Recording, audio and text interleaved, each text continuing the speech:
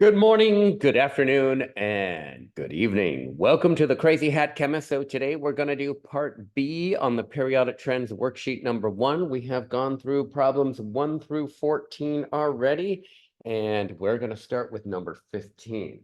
Fantastic. All right, so here we go. Let's get started. So our first problem here is going to be number 15 on periodic trends worksheet number 1. And 15 says the following: why is there a large increase between the first and second ionization energies of the alkaline metals? And we're going to be looking at number 16 as well. And it says, why is there a large increase between the second and third ionization energies of the alkaline earth metals? So what we need to do here is pull out a periodic table, but because of course these are truly periodic trends. So let's get started. Here we go. Let's pull out that periodic table. And first we got to figure out what are the alkaline metals and what are the alkaline earth metals. And here we go. The alkali metals are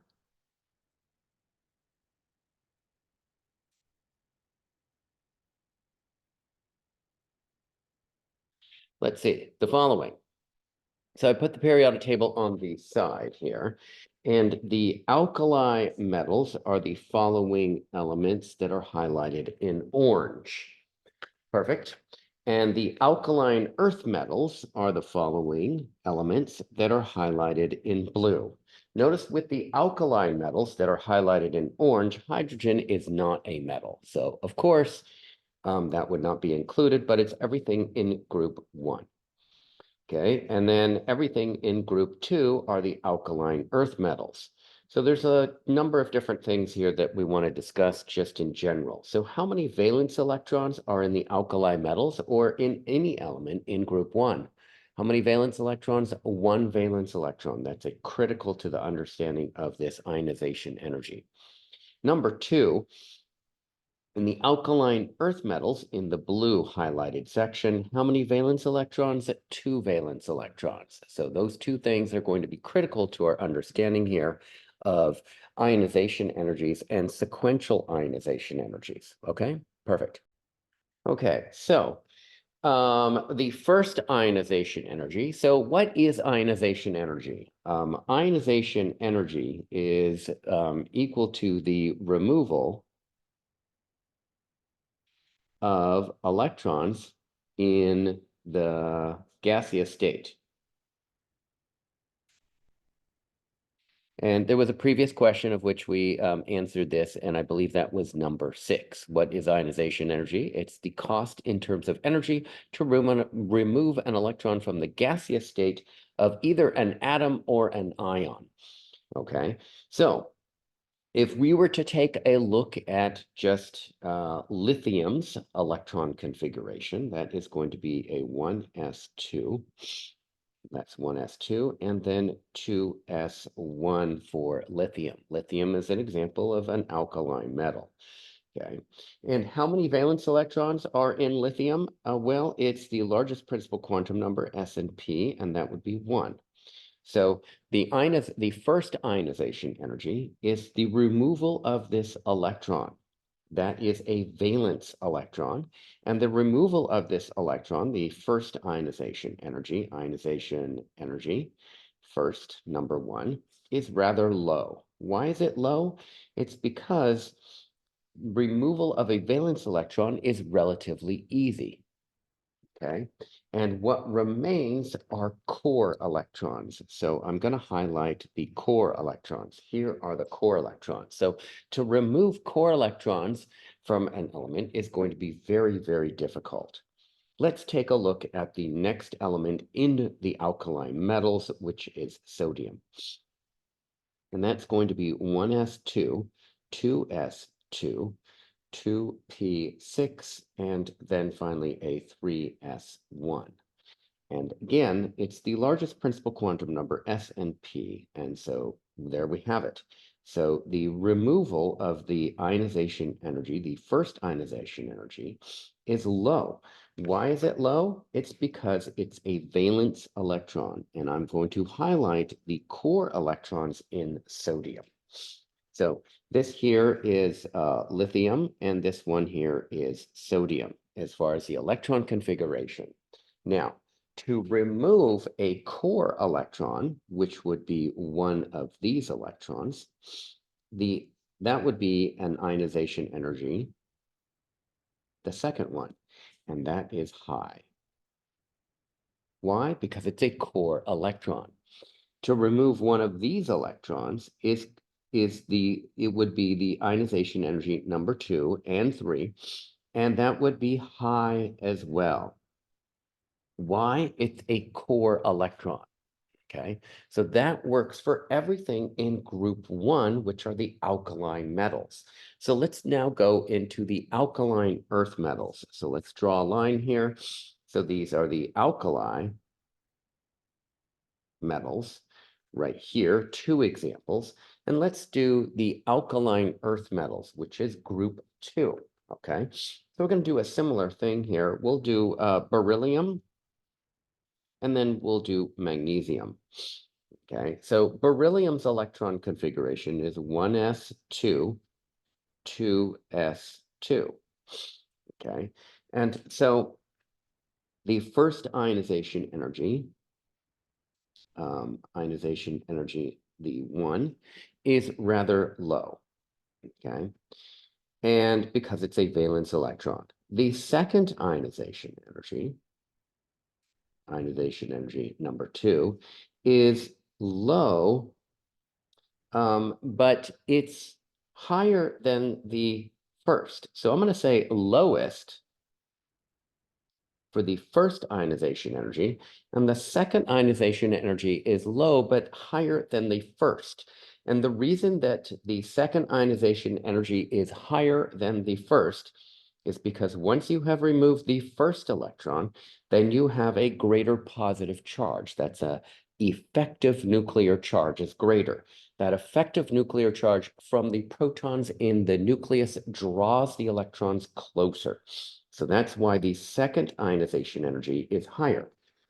But since the remaining electrons are core electrons that I've highlighted in yellow, to remove one of these core electrons, that would be ionization energy number 3, would be extremely high. Why? It's a core electron. To remove core electrons is nearly impossible for alkaline metals or alkaline earth metals. Okay. Let's take another example, and that other example is magnesium. So magnesium has the electron configuration of 1s2, 2s2, 2p6, and then 3s2. And again, I'm going to highlight the core electrons in yellow for this. And you should see that magnesium, because it's in group 2, has 2 valence electrons. So these 2 valence electrons I've circled in red. So the first ionization energy is the lowest. The second ionization energy is higher than the first, but it's still low. That's removing both of these valence electrons. Now, in order to remove one of these, that would be ionization energy number 3 and more, then this would be high. All right? And this should make sense, because if we go back and we look at the alkali metals, what is the periodic trend charge for every element in group 1? It's a 1+. So removal of the first electron, the first and only valence electron, is very, very low. Why is that? Because the predicted electron, the electron configuration for a lithium ion or a sodium ion is going to be that like a noble gas. To do that, you remove a single electron because it has 1 valence electron. In anything in group 2, the predicted charge is a 2+. So to get that 2+ charge, you're going to have to remove 2 electrons. That's why the first and the second ionization energies are relatively low. Once you have removed those first and second ionization energies, then each subsequent ionization energy is very high due to the fact that they are, one, core electrons, and that the effective nuclear charge has increased dramatically. Let's scroll our periodic table and do one more element that will be crucial in this here, our understanding. So that would be, I'll turn this time, and that would be the element of aluminum. So here is aluminum. Let's write out the electron configuration for aluminum so that you feel comfortable with that one. Okay, and aluminum's electron configuration is 1s2, 2s2, 2p6, 3s2, and then a 3p1. So I'm going to highlight in yellow, just like what I did on the previous problems. And that is, I'm going to highlight the core electrons. Core electrons. How many valence electrons in aluminum? There's actually 3. They are the largest principal quantum number. That's a 3, S and P. And then I would have to sum these up. That would be 3 valence electrons. What is the predicted charge for an aluminum ion? An aluminum ion has a 3+ predicted charge. So in order to get an aluminum ion, it would have a 3+ predicted charge, and then you would have an electron configuration like the previous noble gas, which is neon. And that's why you should see that the core is a neon core. Now, in terms of ionization energies, okay, so ionization energies, to remove the first ionization energy or the first outermost electron, this is the lowest ionization energy. Okay, then to remove another electron, which is still a valence electron, the second ionization energy is still low. Okay, but it's higher than the first. To remove the third electron, and that's the third ionization energy, that's still relatively low. It is higher than the second. The second is higher than the first. Now, to remove one of the core electrons, this is when the fourth ionization energy is extremely high. So you see that there should be a giant gap between the valence electrons removal, relatively easy, and the core electron removal, exceedingly difficult, okay? So you should be able to do this for every element that's a metal on the periodic table, and it will follow this same set of trends. All right, perfect. We've answered questions number 15 and 16. All right, so that's 15 and 16. Why is there a large increase in the first and second ionization energies of the alkali metals? And why is there a large increase between the second and third ionization energies of the alkaline earth metals? So that's group 1 and group 2 respectively. All right, so let's take a look at problem number 17. So 17, it says, which of each pair has the larger radius atomic size in each pair based on the periodic trends? So what we have is sodium and sodium ion. All right, so to answer this here, we're going to take a look at sodium and sodium ion. So let's write out the electron configurations of both. All right, so we're going to cover some of these things up here just so that we can write out the electron configurations of sodium and sodium ion. So sodium looks like the following: 1s2, 2s2, and 2p6, and then a 3s1. So that would be sodium. And how many electrons does sodium have? 11. How many protons does sodium have? 11. So now let's take a look at the sodium ion. So the sodium ion is Na1+. Remember, there's one valence electron. The first ionization energy is very low. That's why it goes to a 1+. It is 1s2, 2s2, 2p6. And what is missing is this 3s1. Why? Because that outermost valence electron was removed. So what you have is the following, okay? You have a total of 11 electrons in sodium, and you have 10 electrons in the sodium ion because this 3s1 electron has been removed. Okay, so which one is larger in size? So this is larger in size. And there are two reasons why. Okay, and that is the following. Cations, this is a cation because it's positively charged. Cations of metals are always smaller than their atoms. Okay, so cations of metals are always smaller than their atoms. Now, why? Why is that the case? So let's write that out. There are actually two reasons why. Number one, you should see that this cation has lost its outermost valence electron. So it's lost outermost valence electron or electrons, and consequently, it's lost a shell, lost a shell. That's an N value, and when you lose a shell, you get smaller. Number two, the effective nuclear charge has increased.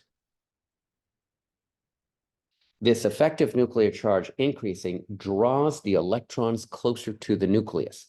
And hopefully you can see that in that there, with the cation, there's more protons. These are the protons I've highlighted right here in yellow. The protons are greater in number than the electrons, right? So since the protons are greater in number than the electrons, they draw them closer together. This causes cations to always be smaller than the atoms from which they come because of these two reasons. It's lost the outermost valence and it's lost the shell. So it's lost valence electron or electrons, and the effective nuclear charge has increased. That draws the electrons closer. Now, the opposite is true for nonmetals. So let's discuss nonmetals. And the first example here of a nonmetal here. So what we're going to do is iodine or iodide ion. So those two. So we're going to draw a line here and we're going to discuss iodine and the iodine ion. And we're going to figure out which one is bigger, which one is smaller. And then we will be able to answer the rest of these questions here relatively quickly and easily. So we're going to first write out the electron configuration for iodine and the iodide ion. And what we're going to do is we're going to use the noble gas notation for these because iodine is pretty far down there. So that's krypton in brackets, okay? And then we will just finish up the rest of it. All right, so we got krypton, and then we have 5s2. 4d10, and then 5p5. That's for iodine. For the iodide ion, it's krypton, 5s2, 4d10, and 5p, and we'll write this in blue, 6, because it has added an electron. So iodine is 53, it's element number 53. And so what we have is the following. How many protons are in iodine? Well, these are the number of protons right here, okay? How many electrons in iodine? And that would be 53 electrons. Well, how many electrons in the iodide ion? We have added 1 electron, so that's 54 electrons, okay? So we're going to come up with a statement, and that is anions are always larger than the atoms of which they come from. So this is exactly the opposite that of metals. So anions are always larger than the atoms from which they come. And again, there are two reasons why that is the case. So let me zoom on out just a little bit here so we can have all this up here. So 1 and 2, and we can figure out what those reasons are. So number 1, the effective nuclear charge has decreased, and that causes the atom to get larger, the ion of the atom to get larger. Second, number 2, what has happened is that the electron repulsion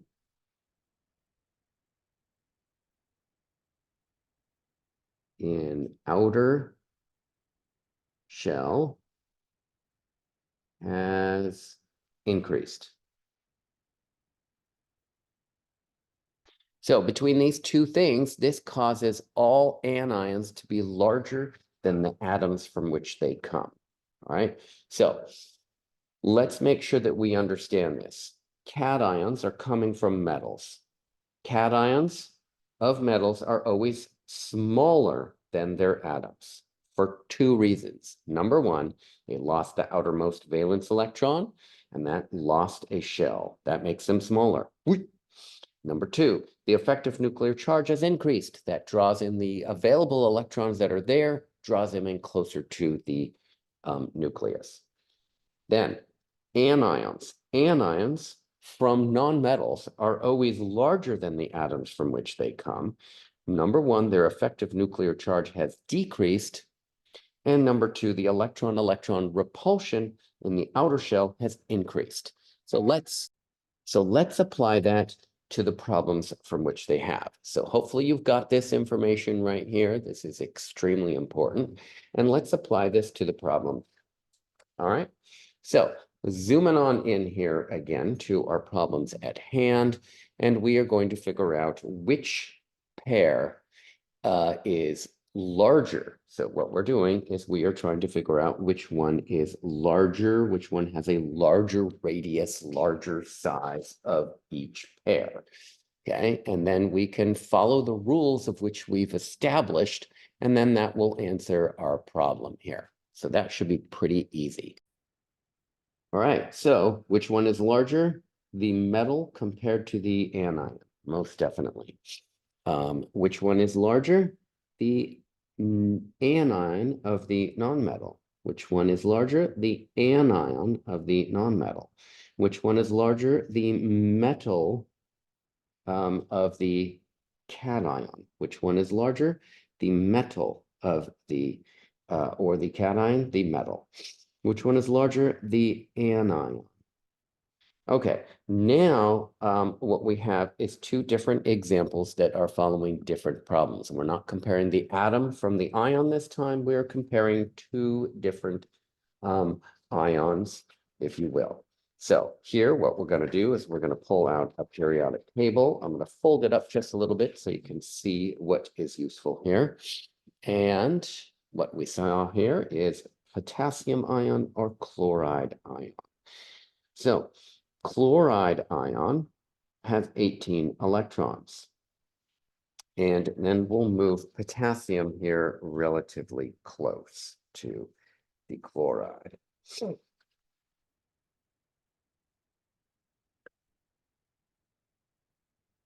let's see, here we go. Just a little bit of folding here of our periodic table. There we go. So now we have is the potassium, okay? And so potassium has lost an electron, so it has 18 electrons. So this is a very interesting example here. Okay, these two here have the same number of electrons.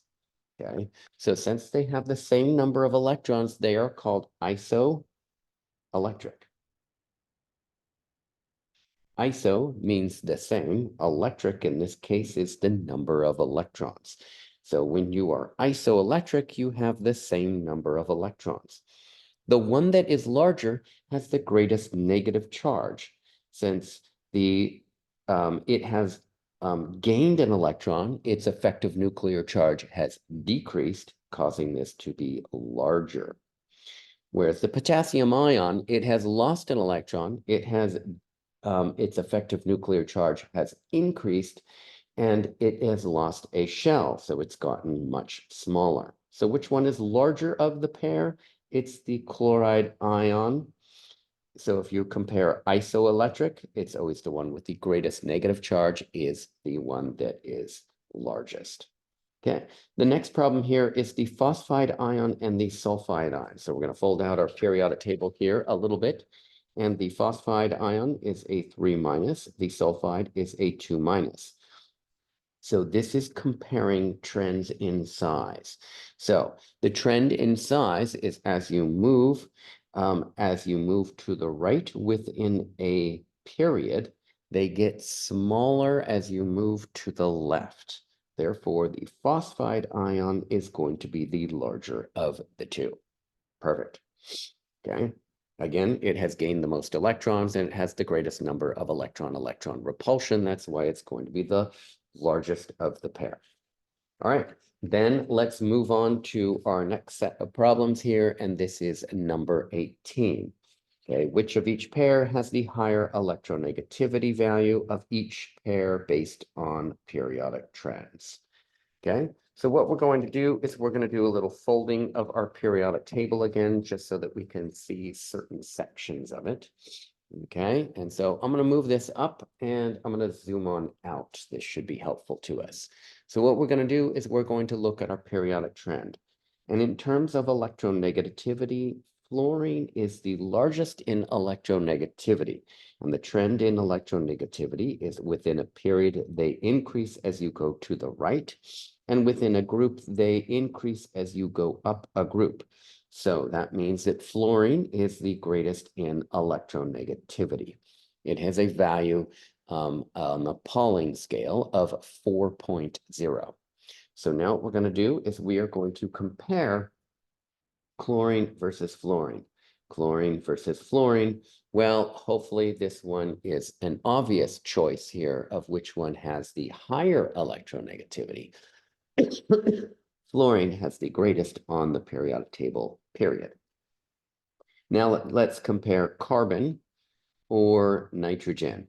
Well, which one is further to the right? That would be nitrogen that has greater electronegativity. That should be simple. Magnesium or neon. Let's see here. Here is neon right over here, and right over here on the far left is going to be magnesium. And so here's an interesting thing. The noble gases really have very low values of electronegativity. So pretty much if we're going to choose one of those, we're not going to choose one of those for electronegativity. So we're going to call magnesium the winner on this one, even though it looks like it doesn't follow the trend. But they're noble gases, so they're kind of outside the box, if you will. All right, let's do our next comparison, arsenic or calcium. So arsenic is right here, and then calcium is right here. Now they are within the same group, but the one that's further to the right has the greater electronegativity, and that would be most certainly arsenic. Okay, the next one here is going to be boron or fluorine, and hopefully that's a no-brainer. Boron or fluorine, which one has a greater electronegativity? Fluorine, not boron, certainly.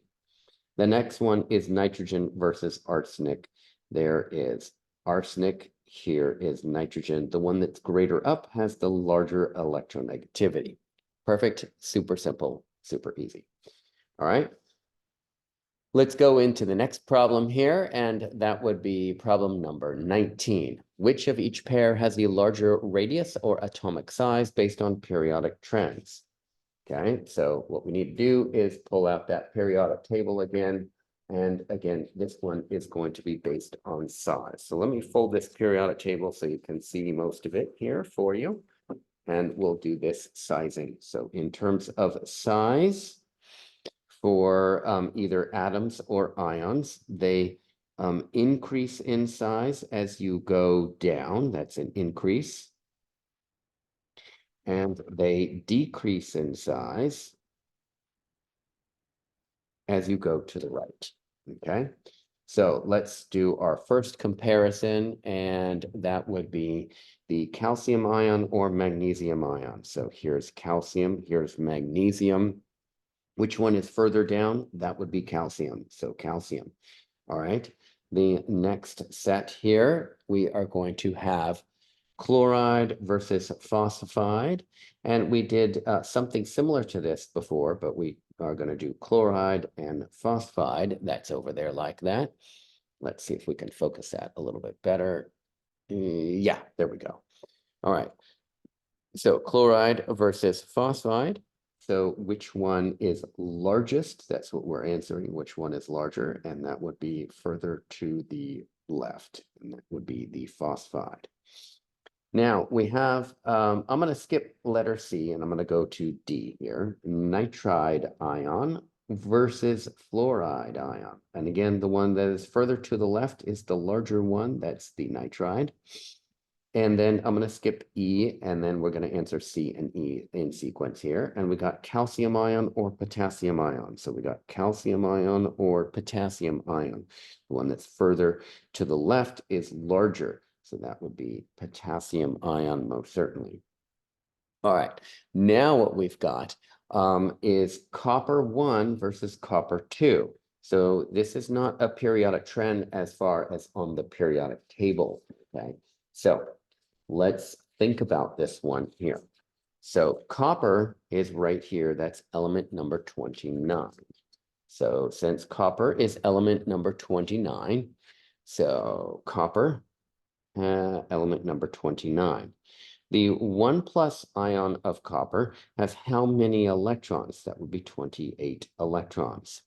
I'm going to be comparing this here with a copper, so versus copper. It still has 29, element number 29, but a 2+. Whoops, sorry, this should have been a plus. And this is a plus right here. And how many electrons here in copper 2+? That would be 27 electrons. Okay, so in taking a look at this here, we should figure out which one is the larger. So I either have copper that's a 1+ or copper that's a 2+. They both have the same number of protons, which is 29 protons. Okay, the copper 2+ has the greatest effective nuclear charge because it's lost the most electrons, lost the most shells, if you will. So it's going to be smallest. And this is going to be largest. So which one is larger of the two? The copper 1+. Okay, let's do the other example that is very similar here, and that's Fe2+ versus Fe3+. So they're both iron. They both have 26 protons. Okay, but iron 2+ has 24 electrons, and iron 3+ has 23 electrons. So this one is going to be the smallest because it has the greatest effective nuclear charge and it has lost the most number of electrons, and this is the largest. Okay, so largest is the Fe2+. Fantastic, got that nailed. Hopefully that makes sense. Let's cruise on over here to the next set of problems here, and that would be number 20. So let's zoom on in here. It says, which of each pair has the smaller radius atomic size based on periodic trends? And again, we need to pull out our periodic table here and take a look at that. So we're going to compare, what are we going to compare? Potassium ion versus lithium ion. So potassium ion versus lithium ion. They're both ions. They're both in group 1. The one that is what? Smaller. We're looking for the smaller one now. So periodic trends say that as you go down a group, they get bigger. So lithium would be the smaller of the two. Okay. And then B, it says Au1 plus or Au3 plus. Well, just like what we discussed with the copper ions and the iron ions, you should see the one with the greatest charge of the same element has the smallest size. So the greatest charge has smallest size. Perfect. That was easy too. Then we got phosphide and nitride. So phosphide is right here, 3 minus, and nitride, 3 minus, right over there. Again, as you go down a group, you get larger. So the one that's higher up is going to be smaller. So that's the nitride ion. Beautiful. All right. Perfecto. Now we are going to do this next one here. Order of increasing size, starting with the smallest, going to the largest based on periodic trends of vanadium 0, vanadium 3 plus, and vanadium 5 plus. All right, so vanadium is element number 23. It really doesn't much matter here.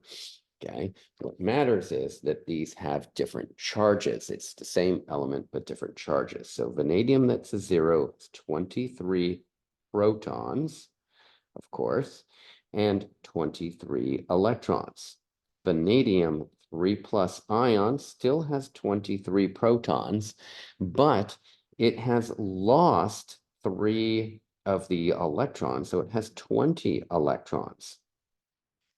And then the vanadium 5 plus ion still has 23 protons, but it has lost 2 more additional electrons, so it has 18 electrons. So which one is the starting with the smallest going to the largest? So which one is the smallest? This is the smallest.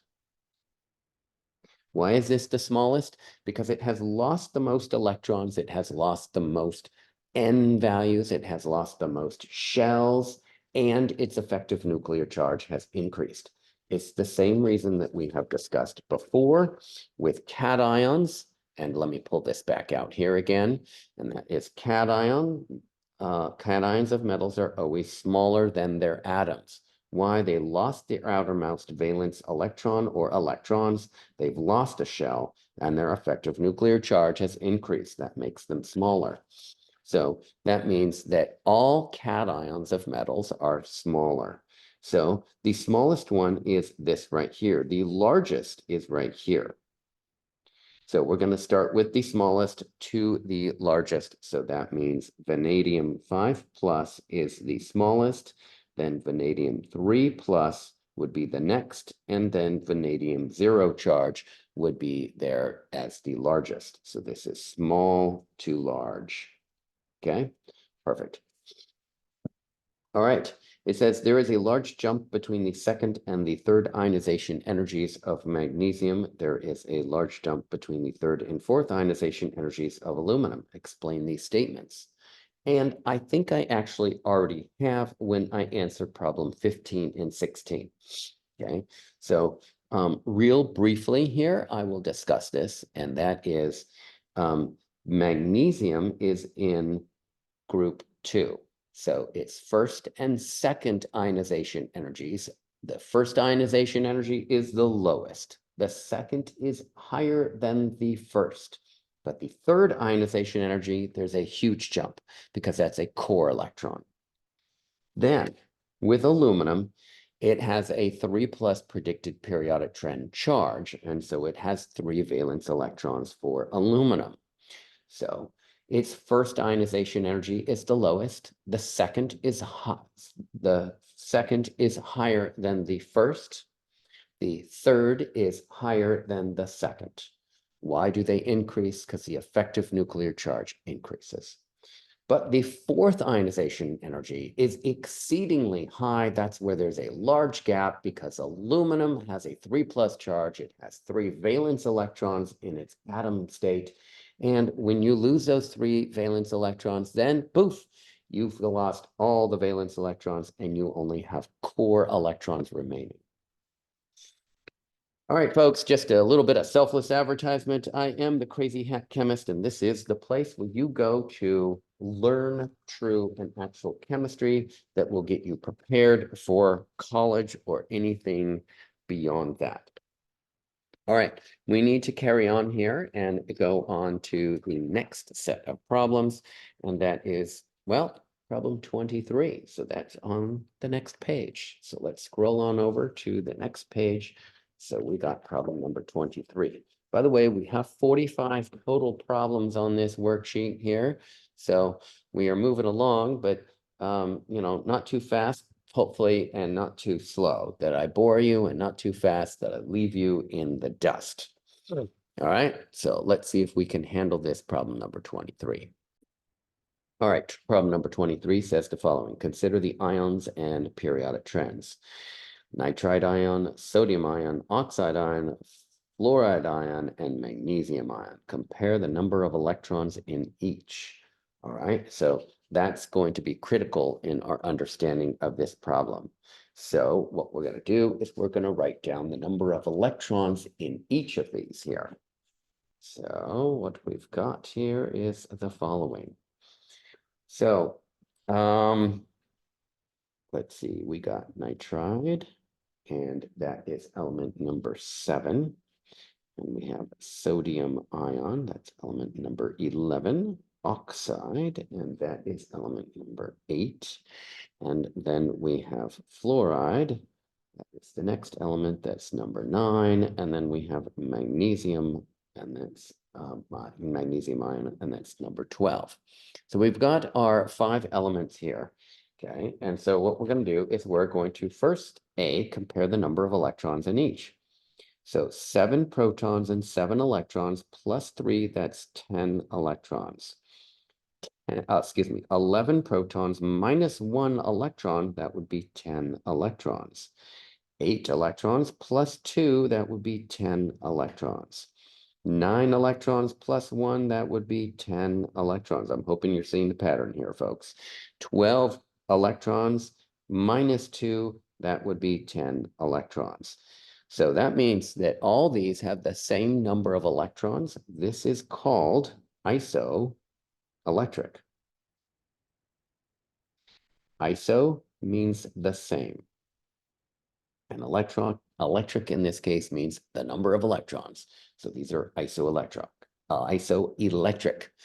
Okay, so just like we have discussed before, okay, we are going to look in terms of all these characteristics of these elements in terms of size, etc. Okay, so our next question here, order and decreasing size. So if you remember, metals, this is a metal and this is a metal. So these two are going to follow this pattern here. Metals lose electrons, lost 2 from what it had. That's why it has 10. Metals lose electrons, their effective nuclear charge has increased and it's lost a shell. So they are very small. Okay, and that has happened to these two. Non-metals, they gain electrons. Their electron-electron repulsion increases and their effective nuclear charge decreases and they get larger. So in terms of size, we're going to order these order in decreasing size. So we're going to write the largest one first. So in terms of size, we're going to go large over here, and then we're going to go to small. So the one with the greatest negative charge is the largest. So nitride is right here. That's the largest. Then the one with the next negative charge, oxide, then fluoride, and then sodium ion, because I've gotten rid of all the nonmetals, and then finally the magnesium ion, just like that. So this is in terms of size, from large to small. So zoom on out just a hair there, and you can see from large to small in terms of size. Okay, boom, done that. Now we're going to order it in decreasing ionization energy. Okay, so if you recall, ionization energy and size are exactly opposite trends. So what I'm going to do is I'm going to take this size orientation and I am going to reverse it for ionization energy. So that's in size. Now we're due ionization energy. So we're going to go from decreasing ionization energy. So what we're going to do is we are going to flip this. So magnesium ion is going to have the largest, then sodium ion, then fluoride ion, and oxide ion, and finally nitride ion, just like that for ionization energy. Okay, the next one, so we've done that. Then the next one is order of increasing electronegativity. So electronegativity and ionization energy follow the same trend, but this says increasing. So I'm going to flip that again. And now I am back to my size. So I'm going to do electronegativity. And I'm going to go back to size, and that is going to follow the same trend. So nitride ion, oxide ion, fluoride ion, sodium ion, magnesium ion, just like that. Oops, there we go. Now we got all that on there. Perfect. All right. I am the crazy hat chemist, so keep on going, folks. So we got to do number 24, and let's see if we can nail number 24 down. All right, here we go. So let's move this piece of paper off, and we'll go to 24. All right, 24.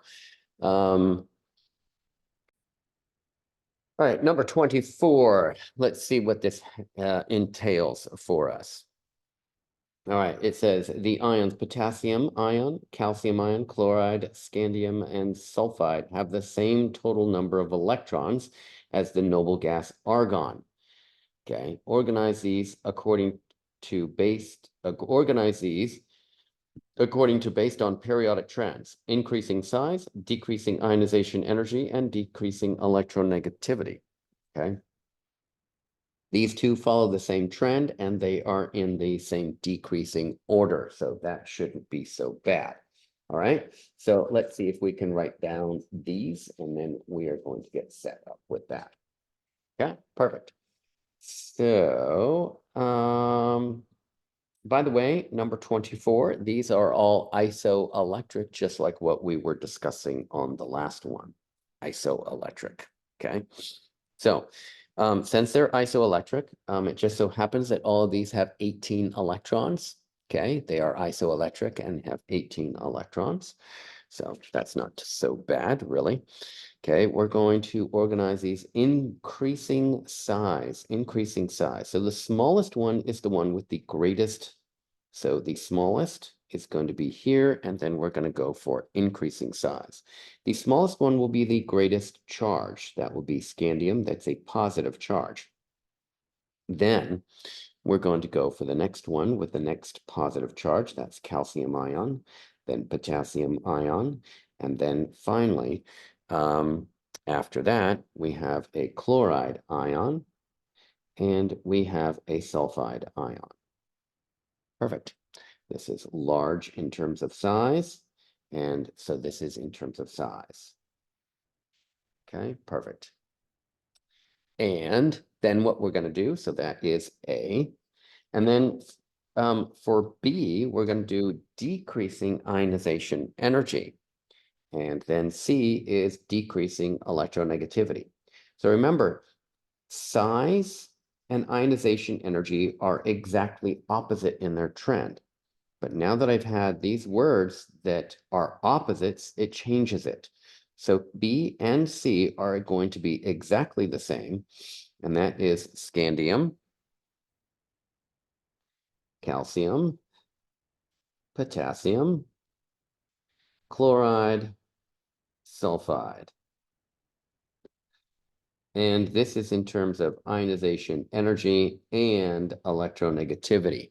Since ionization energy and electronegativity follow the same trend, and we're doing decreasing, which would be increasing size. No way.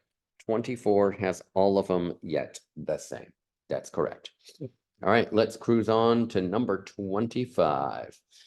Okay, arrange the following atoms in order of increasing size, atomic radius based on periodic trends of strontium, selenium, potassium, beryllium, and fluorine.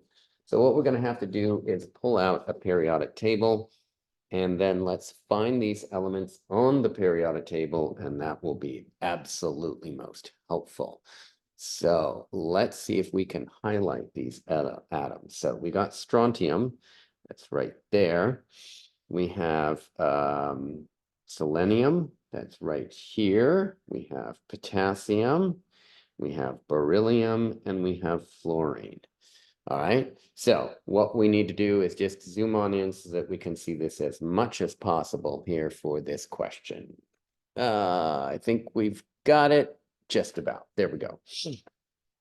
So we're going to do increasing size. So we're going to start with the smallest.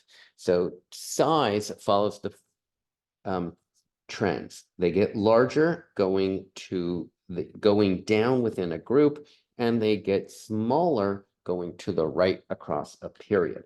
So that means that I'm going to do increasing size. So I want the smallest one first. So the smallest one is further to the right and highest up. That would be fluorine. So fluorine is going to be my smallest. Then beryllium and fluorine are in the same period, so that beryllium would be the next in terms of size. And then I don't have anything in the third period. And then I have in the fourth period, I have selenium and potassium. And remember, within the same period, they get smaller going to the right. So selenium will be smaller than potassium. And then strontium is going down the group, so it's going to be the largest of the group there, just like that. Boom. Nailed 25. Let's see if we can go to 26. And it says the following for number 26. Let's scroll that up.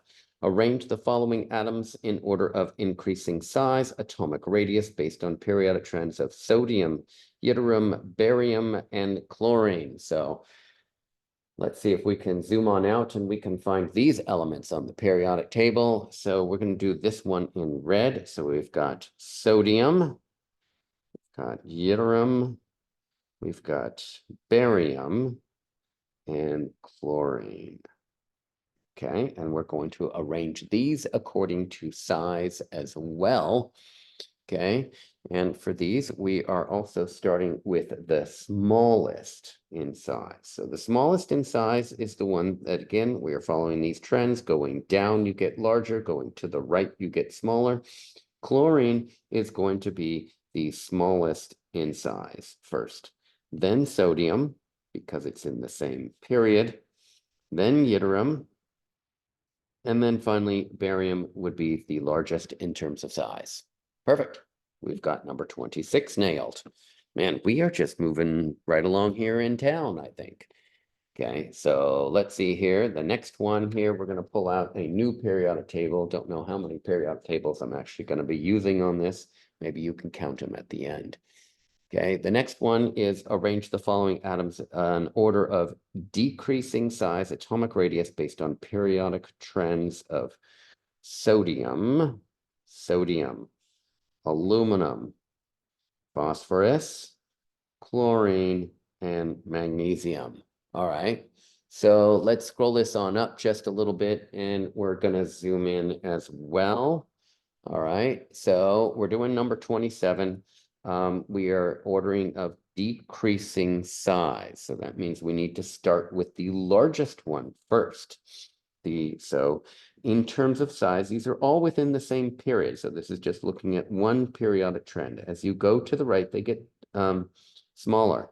So we're going to do order of decreasing size. So that means that we're going to have the largest one, sodium, then magnesium. This will be simple, aluminum, phosphorus, and then chlorine. Boom, piece of cake. Bingo. Right in line. All right. Perfect. Let's see if we can hammer out this next problem here. And that is arrange the following atoms, Number 28. Arrange the following from smallest to largest atomic radius based on the periodic trends. Okay, again, we're going to have another periodic table. Oh my goodness. Okay, so let's fold this one so we can make this a little bit larger. You can see it all. All right, there we go. And let's see here. So we're going to look at argon. That's right there. We got phosphorus, we got sodium, and we got magnesium.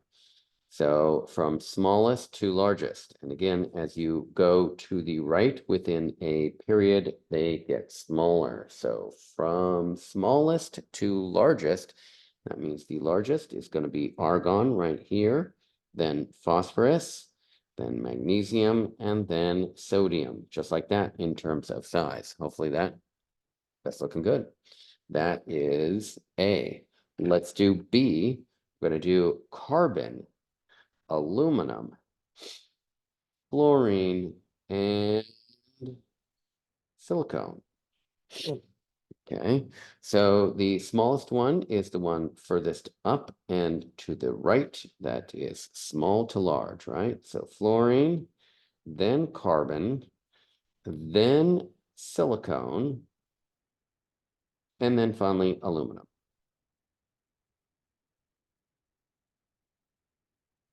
Just like that. Cool. Let's see. Oh, wait a second. Hold the boat. I think I made a small little tiny mistake here, and that is these. This is the smallest. These should be flipped the other way around. I apologize. Flipped and flipped and flipped. So just making sure here. Argon is the smallest, and sodium is the largest of that group. That's what our order was. All right, I apologize. Let's see if we can do the next one. That is 28C. So we have xenon.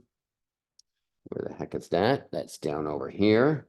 We got barium ion, 2+. We got iodide ion, and then we have the cesium ion. Holy moly. So iodide ion has the same number of electrons as xenon. Cesium ion has the same number of electrons as xenon. Barium ion has the same number of electrons as xenon. Okay, so xenon is going to be our comparison. So we're going to put xenon right here like that. Okay, and we are going to do from the smallest to the largest. So the smallest has the greatest effective nuclear charge and lost the most number of electrons. That would be barium. Okay, and then cesium would be next because it has also lost electrons and it has an effective nuclear charge that's increased. Then we have the iodide ion, and that has gained electrons, and it has the decreased effective nuclear charge and greatest electron repulsion. Cool. That is number 28. Let's see if we can nail down 29. We need to get a new periodic table. All right, so 29, it says arrange the following atoms in order of increasing electronegativity. That is from smallest to largest based on periodic trends, increasing electronegativity. So let's put out our periodic table here. A little folding is necessary again, just so that we can get the most of our space. So increasing electronegativity, what does that mean on our periodic table? Increasing electronegativity, up and right is the smallest, and fluorine is truly the smallest in electronegativity. So we're going to go from smallest to largest. So we got fluorine, we got strontium, we got scandium, we've got potassium, we've got beryllium, and we've got fluorine. So those are our elements of choice. So let's see. There we go. Now we got them. Now we got them all on the page there that you can see. So we have, first we have strontium, we have scandium, we have potassium, beryllium, and fluorine. All right. So the largest in electronegativity is the fluorine. So that is going to be slammed on our far right. The lowest in electronegativity is going to be in this lower left-hand corner over here. So that strontium is our lowest in electronegativity. Then going up, we have these two in this period, potassium and scandium. The one that's further to the left is lower in electronegativity. Then within the same period, that scandium would be the next one, scandium. Just so happens that beryllium and fluorine are in the same period. Further to the left is smaller in electronegativity, that's beryllium. And fluorine is the greatest in electronegativity. That's right there on the far right. Perfect. Nailed that one down. And another periodic table, folks. That is right. Okay, let's keep on going and see if we can do some more here.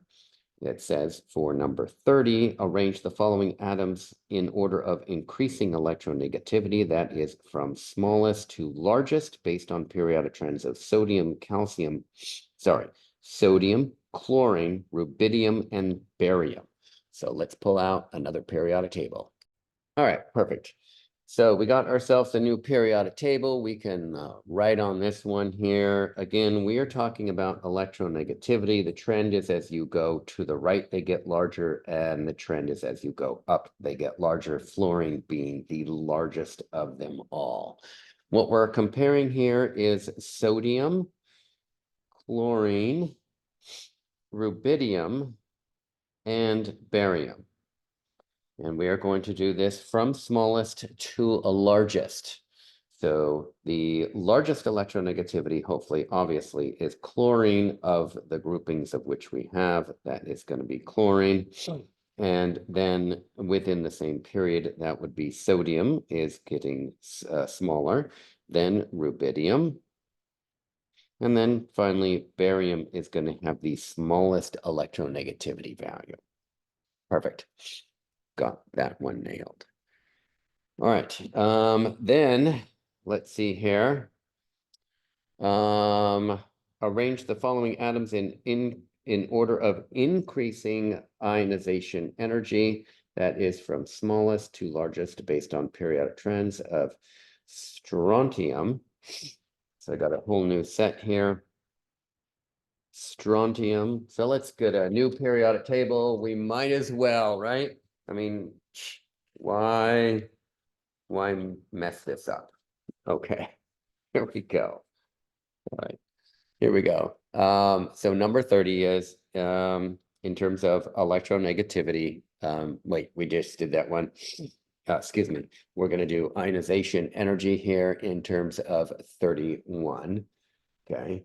And there we go. So ionization energy, it increases as you go to the right and increases as you go up within a group. So ionization energy, we got strontium, that's right there. We got scandium, that's right there. We got potassium, that's right there. We got beryllium, and we got fluorine. So we're going to do this of increasing ionization energy. So ionization energy high to the right and up, that's high. So increasing, that's going to be our furthest one. So there, that's going to be our largest one, furthest one up and to the right. So the smallest ionization energy is strontium, then potassium, then scandium, then beryllium, and then finally fluorine. Just like that. Bam, number 31. Number 32, we're going to pull out another periodic table, folks. Here we go. We are loving this. Okay. Number 32.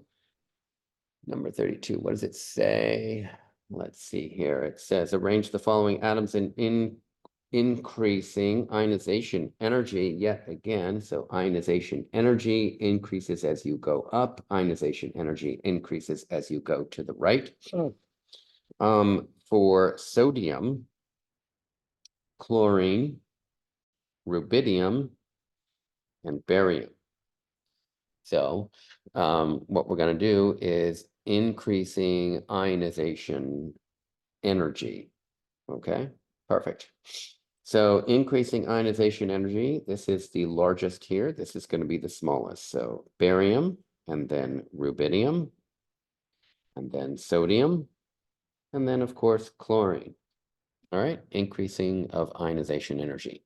Notice that number 32 and number 30 are actually the same problem, the same answer. The only thing that is different is we're going from ionization energy or electronegativity, and they actually follow the same trend. So, dang, that's not too bad. That's pretty easy. Hey, by the way, you are watching none other, the one and only Crazy Hat Chemist, and we have done, I think it's problems, what is it, 15 through 32 just now. All right. We're going to save the remainder, that's 33 through 45 for the next video, and then you're going to have to wait for that one. That will be part C. I'm going to see you then. Cheerio. Until then, bye now.